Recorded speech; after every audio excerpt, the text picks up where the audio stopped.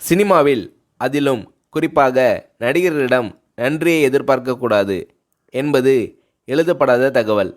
ஆனால் குறிஞ்சிப்பூ போல் நன்றி மறப்பது நன்றன்று என்ற எண்ணம் கொண்ட நடிகர்கள் வெகு சிலர் உண்டு. அதில் வடிவேலும் ஒருவர்.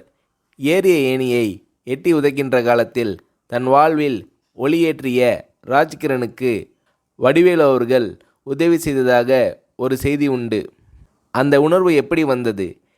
இதை பற்றி வடிவேலு அவர்களை ஒரு முறை சொன்னபோது, எப்படின்னு சொல்கிறது கஷ்டம்ன, ராஜகிரண் சார் இல்லைனா நான் இல்லை, இந்த புகழ் வசதி வாய்ப்பு எதுவுமே இல்லை, அவர்தான் கை தூக்கி விட்டு சோறு போட்டார், எனக்கு அவர் கடவுள் மாதிரி, அப்பேற்பட்ட மனுஷனுக்கு கஷ்டம் வந்தால் பார்த்துக்கிட்டு சும்மா இருக்க முடியாதுண்ணே, அதனால் என்னால் முடிஞ்ச உதவியை செஞ்சேன், அதை உதவின்னு சொல்கிறதே பெரிய வார்த்தைண்ணே, நன்றி கடன்னு தான் சொல்லணும், இன்னும் கூட தீர்க்க முடியாத நன்றி கடன் அது என்று உருகுகிறார் வடிவேலு.